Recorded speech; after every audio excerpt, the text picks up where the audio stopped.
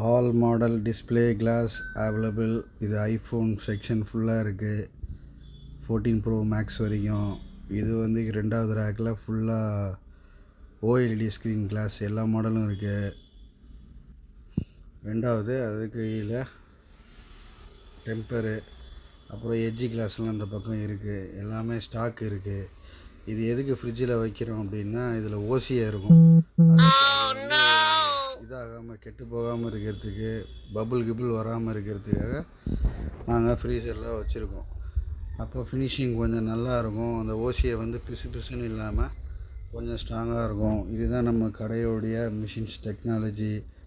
Tools எல்லாமே இருக்கும். இது பாண்டிங் மிஷின். இது அதே மாதிரி எங்கக்கிட்ட எல்லா model flex up to date latest model flex வரைக்கும் ஸ்டாக் இருக்குது.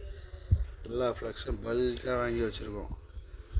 எல்லா மாடலுக்கும் இருக்குது. யாருக்காவது வேணும்னா அந்த மாடல் கேளுங்க, இருக்குது அப்படின்னா நாங்கள் பண்ணி தருவோம். இது கஸ்டமருக்கு வண்டி தான், கடைக்காரவங்களுக்கெல்லாம் நம்ம பண்ணுறதில்ல.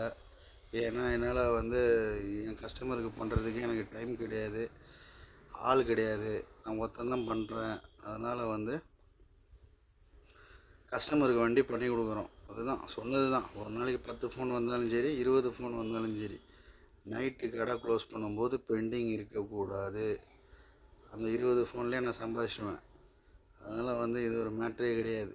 ஸோ வந்து நம்ம கஸ்டமருக்கு ஒழுங்காக கரெக்டாக பண்ணி கொடுத்தாலே போதும். கடைக்காரவங்க எல்லாம் நம்ம பண்ணணுன்னா நிறைய பண்ணலாம். பட் அதுக்கு ஆள் பலம் வேணும். நம்மக்கிட்ட பணம் இருக்குது, டெக்னாலஜி இருக்குது, வேலை தெரியும். பட்டு கரெக்டான ஆள் இல்லாதனால ப்ராப்பராக மெயின்டைன் பண்ண முடியல. ரெண்டாவது இதுதான் வந்து எனக்கு பிடிச்சிருக்கு. ரொம்ப ப்ரெஷர்லாம் ஏற்றிக்காமல் ஃப்ரீயாக பண்ணுறது. அதே மாதிரி ஒரிஜினல் டிஸ்பிளே ஸ்டாக் எப்போவுமே அவைலபிள் இருக்கும். சீப் ரேட்டுன்னு சொல்கிறதெல்லாம் சும்மா போய் நியாயமான ரேட்டுக்கு போட்டு தருவோம். டூப்ளிகேட் டிஸ்பிளேயும் இருக்குது. ஒரு டிஸ்பிளே 300 400 500 கிடச்சா மாட்டி கையில் கொடுத்துருவோம். சும்மா 200 கிடைக்கும் அப்படிலாம் புழுவ மாட்டேன். ஒரு டிஸ்பிளேக்கு 300 400 500 கிடச்சா ஃபிட்டிங் பக்காவாக போட்டு கையில் கொடுத்துரு. இதெல்லாம் கேர் ஒரிஜினல் டிஸ்பிளே. அதே மாதிரி ஐபேடு எல்லா ஒரிஜினல் டிஸ்பிளே எல்லா மாடலுக்கும் எங்கள்கிட்ட ஸ்டாக் இருக்கும். ஐபேடு ஐமேக் வரைக்கும் இருக்குது டிஸ்பிளே ஸ்டாக். இது ஐபேட் பாருங்கள், 12.9 inches ஐபேடு. அப்புறம் சாம்சங் டிஸ்பிளேஸு.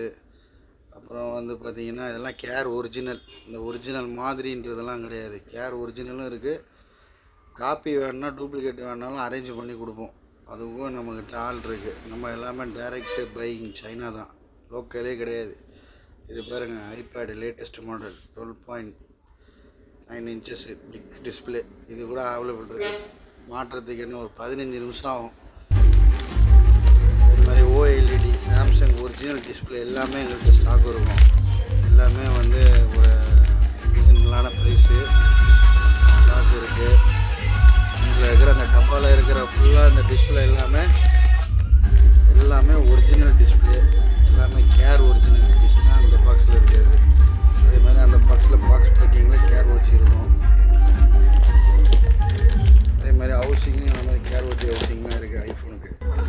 இது எல்லாமே லோக்கல் டிஸ்பிளே.